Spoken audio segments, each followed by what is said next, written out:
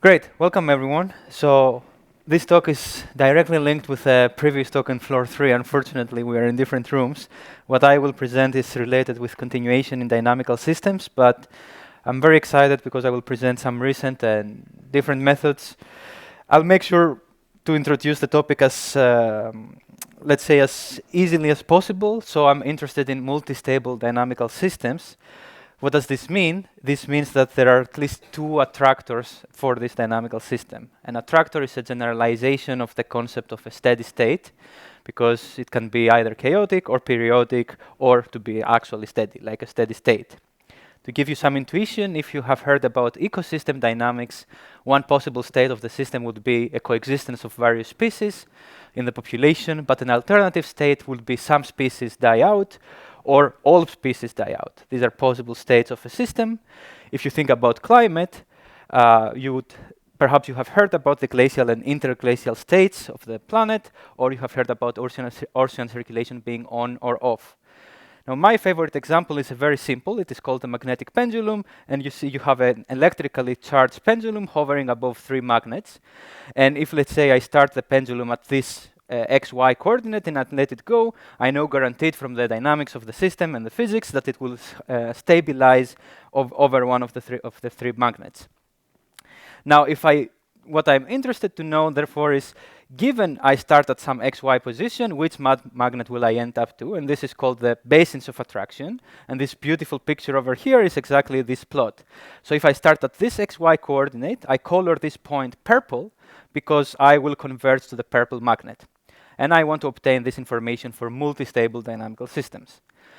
So what is practically relevant for such systems? First of all, find all the attractors they have, and then estimate their basins of attraction. And if it's not computationally feasible to do the entire thing, get some sort of proxy for these basins of attraction. Now, what is interesting is that multistability can be quite complex, and you can have some beautiful examples where there are some chaotic attractors, and there are some periodic attractors, and all this business can get very complex very quickly. So not only you want to find all attractors, but you want to be sure that you can accommodate chaotic attractors in your search. So how would you do this in practice?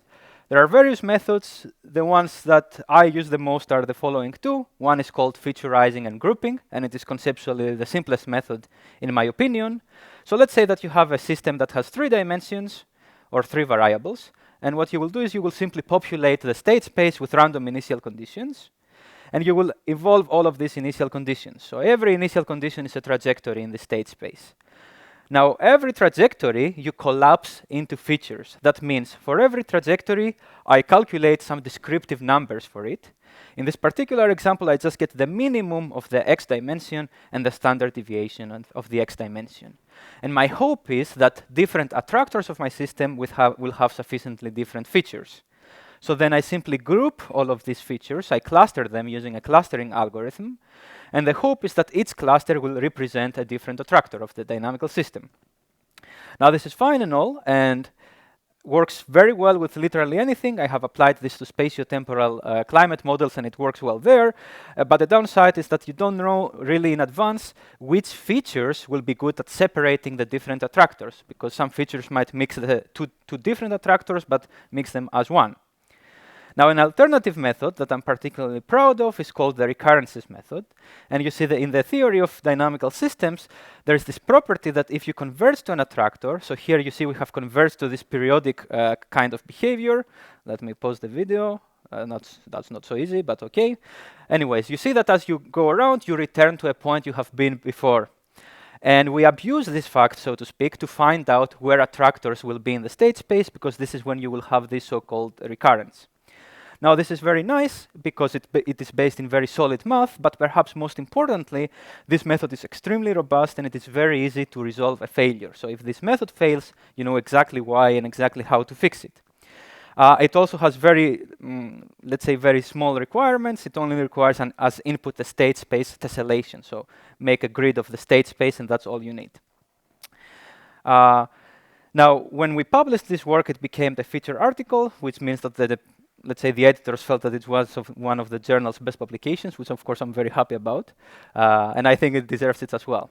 So you have a method that finds the attractors of a dynamical system. Now, what do you do when you have the attractors? Well, the most basic thing you want to do is to quantify their stability. You see a dynamical system or a model will have some parameters, and you want to see if I vary the parameters of the model, how will the model behave? Will this attractor remain stable or not? So in the magnetic pendulum example that we have here, you see that the pendulum, I colored it green because for this configuration, it will go into the green magnet. Now what I'm doing is I'm decreasing the magnetic strength of the green magnet, and maybe you can see it, there is this dust line around the magnet that represents the basins of attraction. And here the pendulum is gray because I'm not sure whether it will converge to the green magnet or the purple magnet. And if I decrease the magnetic strength even more, then I'm pretty sure now that in fact the pendulum will not go to the green magnet at all, so this green magnet has lost stability. Of course, you can say similar examples, for example, in predator-prey models, so ecosystem dynamics. If I have a predator that is bunnies and I have a prey that is carrots, I may have two attractors in this model. One is coexistence of bunnies and carrots, and one is a state where all the bunnies are dead and only carrots exist. And if I start here, I'm very confident that all of my possible initial conditions will go to the coexistence attractor. But let's say I'm increasing the consumption rate of carrots as an exemplary parameter, and now I'm not so sure anymore if my states will go to the coexistence because the coexistence has lost stability. You see its basin of attraction has been decreased into this dust curve. And if I continue to decrease, I lost all confidence that I will go to the coexistence and all the bunnies will die, and I don't want to do that, so that's why I want to do this analysis. Right. Now, how do you do this analysis so far, and how I think you would do it realistically if you have a real-world system? Now, so far, for the last 4 decades or so, this type of analysis is done with what I call traditional local continuation, which is the type of software like Auto, Matcont, and Bifurcation Kit that was the talk before.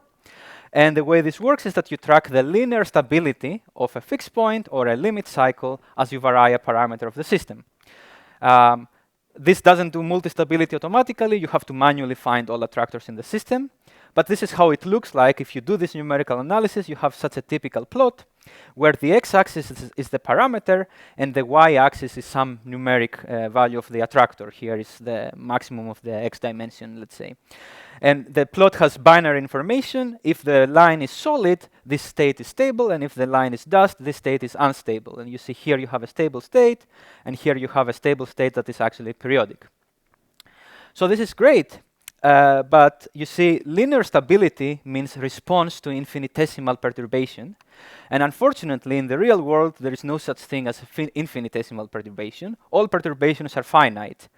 Now, recently, it has been made quite apparent that this linear stability framework does not really, or is quite limited when it comes to real-world applications, exactly due to this fact. So I will show now a concrete example of how this can happen. These are the basins of attraction of the magnetic pendulum, if you remember, and what I'm doing here is I'm decreasing the magnetic strength of the purple magnet. So this is a snapshot where the magnetic strength of the purple magnet is decreased, which is exactly why this purple region is smaller than the blue or the white region. So what you see on the left plot over here is with the cyan curve is the linear stability of the purple magnet, which is the quantity you get with the traditional local continuation. And you see, even though I decrease the magnetic strength of the purple magnet, this number is completely constant and negative, which means linearly stable. And only when when the magnetic strength becomes exactly 0, this number jumps and becomes positive, which means this is linearly unstable. What I'm showing you with purple is simply the fraction of the basins of attraction of the purple magnet. This is simply how many initial conditions go to this attractor. What is the proportion from all of my plausible initial conditions that will go to this magnet? Naturally, the smaller this magnet, the smaller this number, the weaker the magnet. So this makes sense. And you see here that the moment I start decreasing the magnetic strength of the magnet, this number that is called capital F, and it is the purple curve here, this number decreases continuously to 0. Not only that, but perhaps even more importantly, this number becomes practically 0 already at parameter value 0.2.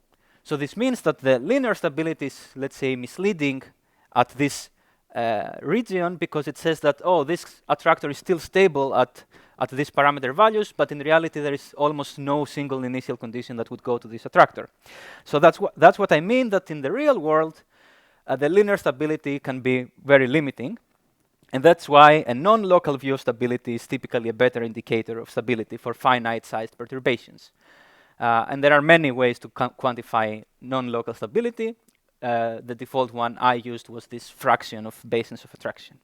Right, so now the question for us was, how can we make such a similar framework that instead of having the local stability or the linear stability, it gives you a global stability. And this is where we devised this algorithm for global continuation that once we published, it also became a featured article. So I'm very happy about this work, as you can imagine.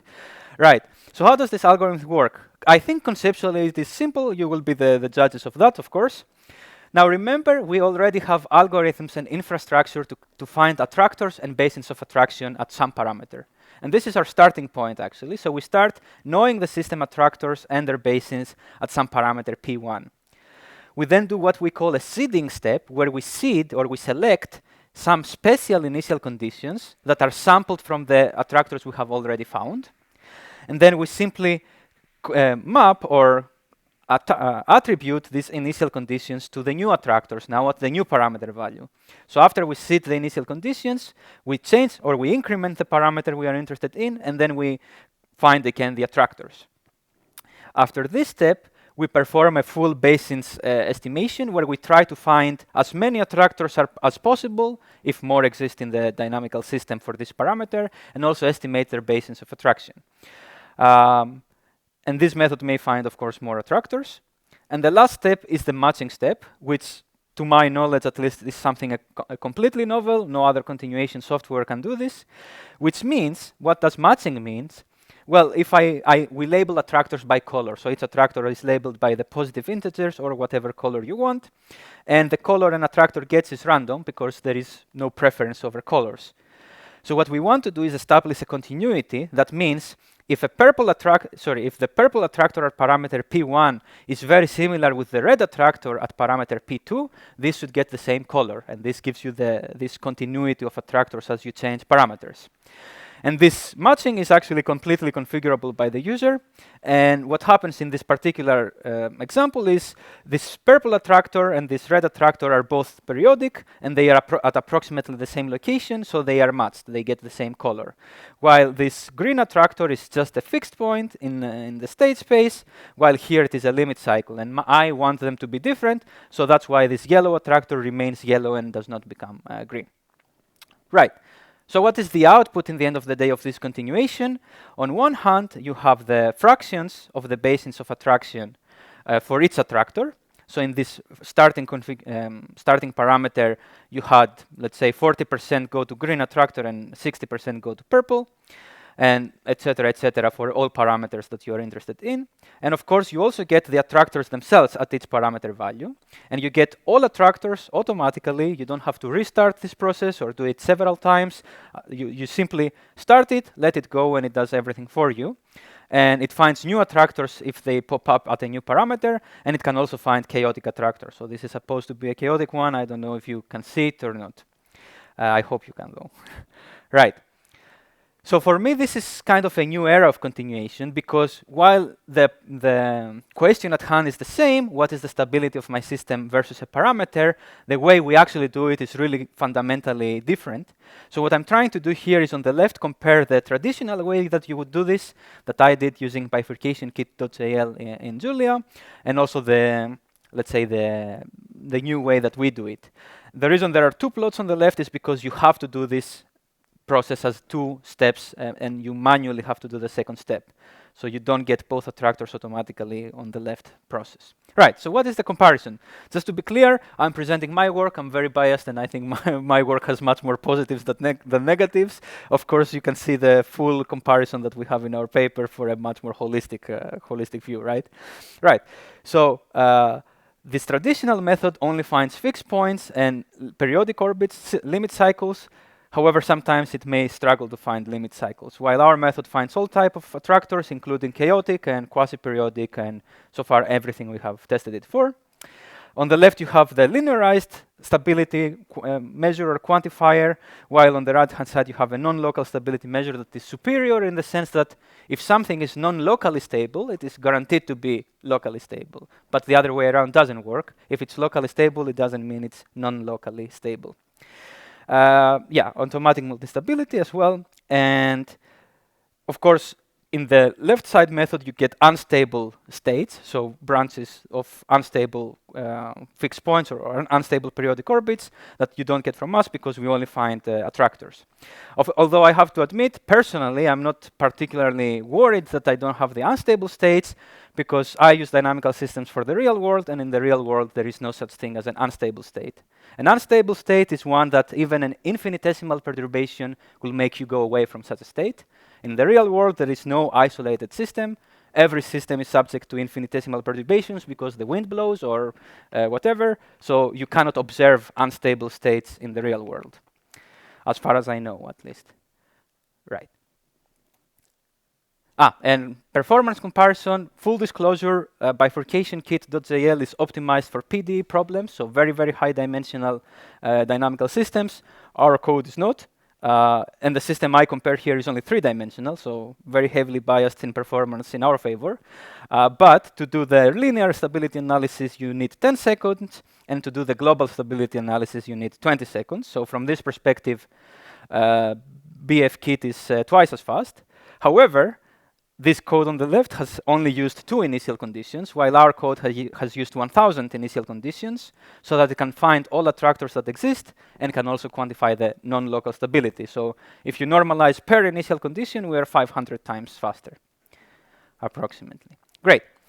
So how do we put this all together so people can use this easily? We developed a framework, which is the package Attractors.jl on how you can do this. And the central structure, let's say, or the central struct of this package is what we call attractor mapper. And this is simply instructions for how to find attractors of dynamical systems, and nothing more at an abstract level. And of course, it has various inputs. But the key part here is that you simply use this key structure with a function called basins fractions or basins of attraction, and this will find all attractors for you and compute their basins of attraction. Now, what I'm very happy about is the way we designed our output. Our output is just standard Julia dictionaries that map attractor ID or attractor label to the attractor set, the set in the state space. So this is important because it is extremely simple to understand such an object. It is just a standard Julia dictionary that almost everyone already knows how it works. It is not an extremely complicated output with hundreds of internal fields and hundreds of internal references, so you can just use it. You don't need automatic methods that do analysis of this object for you.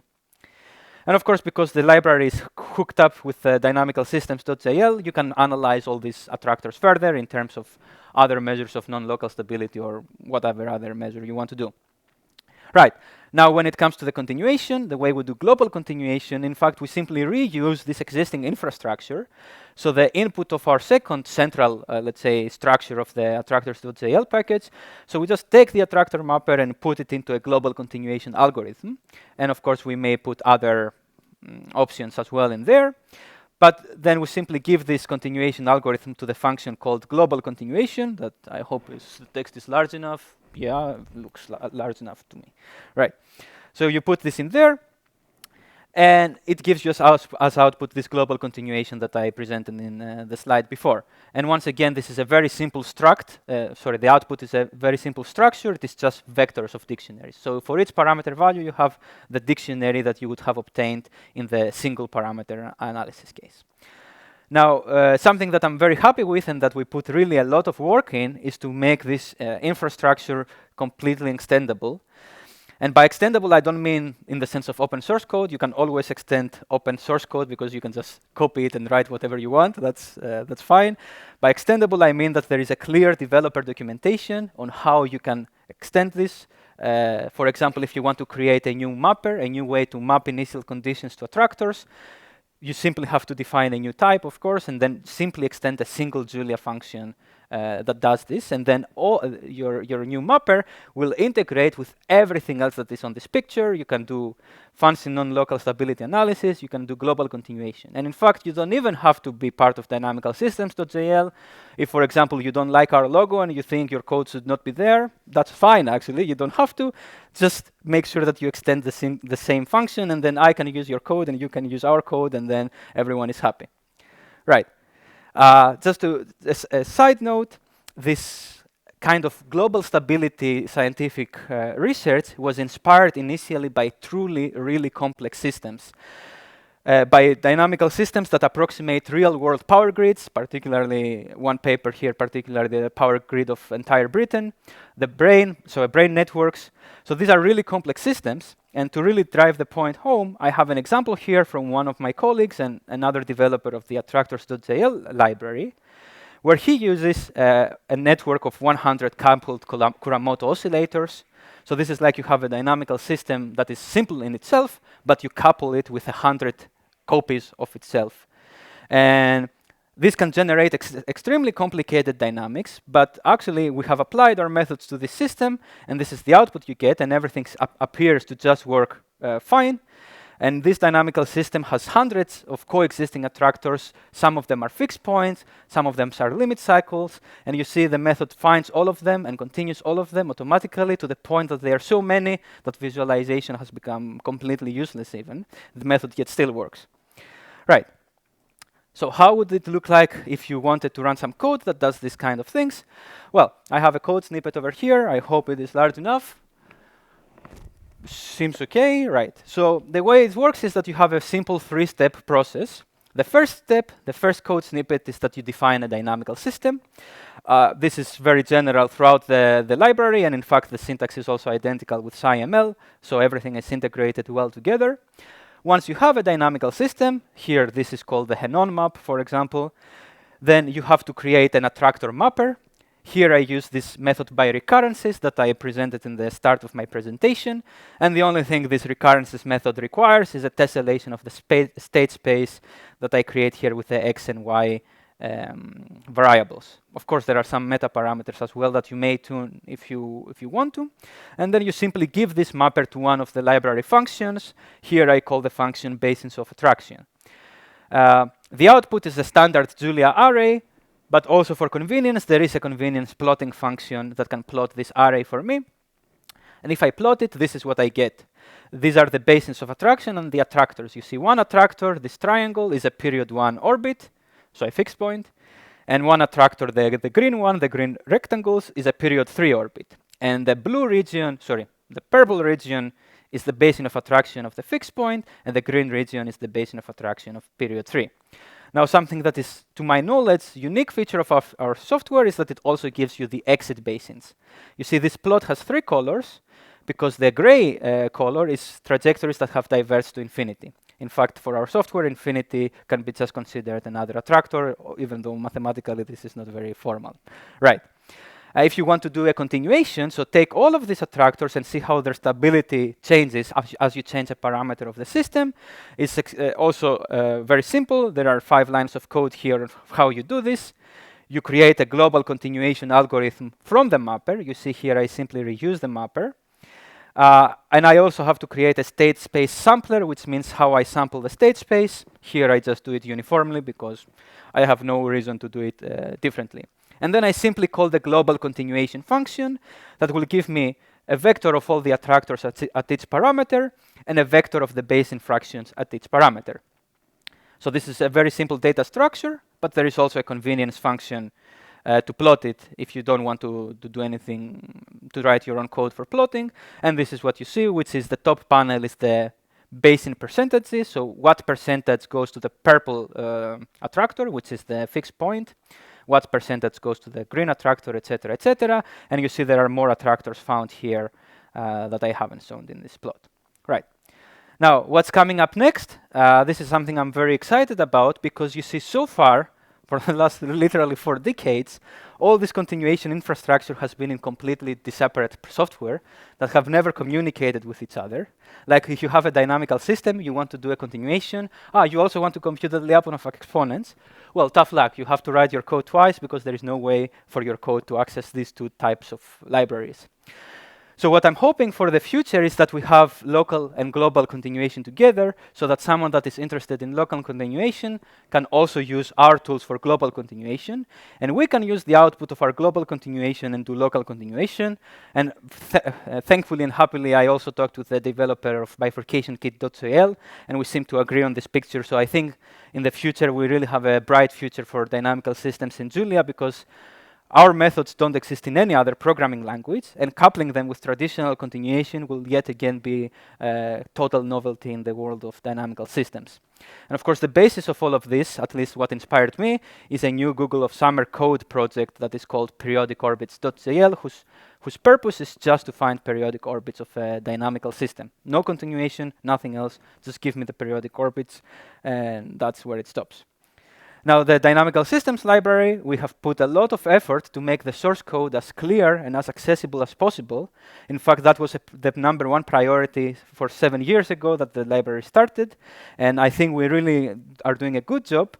So if you're interested in these things, please do consider to come along and make an overarching software for the whole field of nonlinear dynamics, so we can finally end this situation that there are 500 software, each with 1 or 2 functions, and there is no way you can use all of them together. Right, so that's it for me.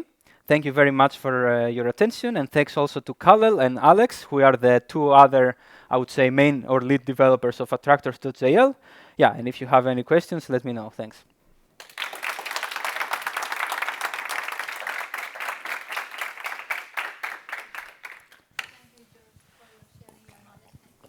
Question?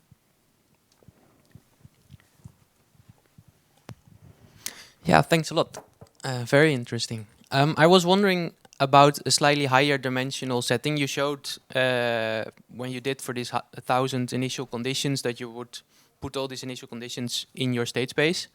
How does this work, for example, in the case where you had 100 dimensions? Does it then still cover the space? I mean, that depends also a bit on your space, right? For the Kuramoto networks, that's at least in this example, clearly not a problem. But of course, the Kuramoto networks have a bounded state space, so they are phases. So all of them go from -pi to pi. So there, perhaps you can cover it well. It really depends a lot on your physical system, right? And how dense of a covering you want for a particular dimension. The good thing here is that you are the one that tells us how to do the sampling. So you might say, oh, for this variable, let's say it's temperatures, you have a climate model, sample extremely densely in temperature, but for humidity variable, I don't care, don't sample as densely. So it's up to your physical problem. Okay, thank you. Next question.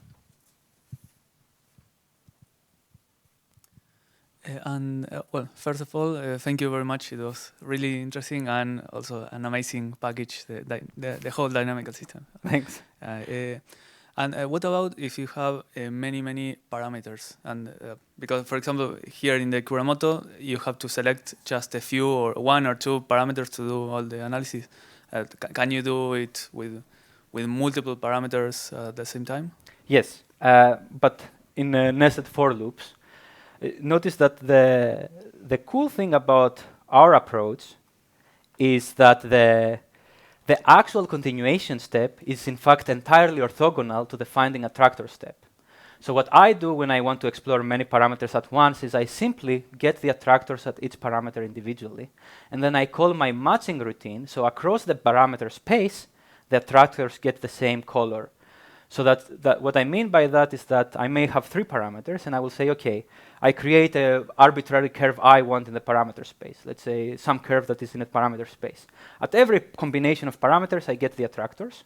I can do this individually. And then what I do is I just simply call my matching routine on all of my individual attractors that I got. And what this will do is it will make, okay, if I have a limit cycle that exists throughout this spatial continuation across any curve in the parameter space, it will have the same color at every point. So I don't know if this answers this question that you asked. This is how I approach multi-parameter simulations. We don't have codimension 2 continuation, which is something different, because this is tracking a bifurcation, not the attractors themselves, and we don't calculate bifurcations at all in this software. So continuation across multiple parameters, yes, very easy. Tracking of codimension 2 bifurcations, not possible at all. So it just depends on what you're looking for. Okay, well, thank you very much. Next question. Maybe one question. So you said that there's already like this kind of there's all these packages in different environments and whatever, and now one can say, okay, now you even make a new package in a new language. So as another scientist, you now have to install this new Julia language and figure out what that's about. How did you find the kind of acceptance in the scientific community, or I guess you got your paper published and featured, so the publishers were apparently happy with it. But what was your experience with kind of pitching Julia like that? Very poor, actually. Extremely poor. Unbelievably poor. It's really shocking to me how someone that is just 10 years older than me has an absolutely, completely different mentality. And they truly believe that it is better for everyone to write their Paleolithic script that no one can reproduce and then just put it, not even put it on the internet. And that's what people think is the okay thing. This is what gave birth to DynamicalSystems.jl, by the way, when I was tutoring nonlinear dynamics, and I was like, yeah, my students should compute the Lyapunov exponents. How hard could it be? 5 million people have done it already. Well, it turns out they have to do it from scratch on their own. I'm like, okay, that's ridiculous. So I'm really waiting for the new generation of professors to come along where they have really appreciate open science and all of us communicating on the same code or on the same interfaces. It doesn't have to be the same code as I pointed out, but it can be the same interfaces. So I'm really looking forward to the future of a new generation that appreciates open science and open code more, and perhaps there the reception will be better. And do you think it's worth it to like write kind of an R interface or some Python interface, or would you say that doesn't really solve that problem? Oh, you could use this with Python code. Okay. That's as far as I know, this works no problem, but come back to me if this doesn't work. As far as I know, you can just do this, but yeah. Thanks. You are welcome. Maybe the last one.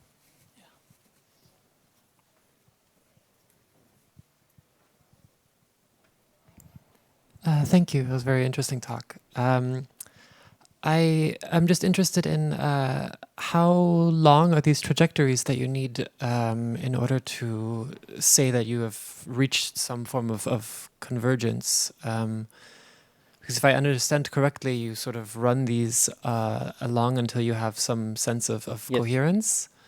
Yes. Does this... Right. So it depends on the algorithm. The algorithm on the left is not auto-terminating, so you, the user, decides how long they have to run, and you have to be confident that this is long enough.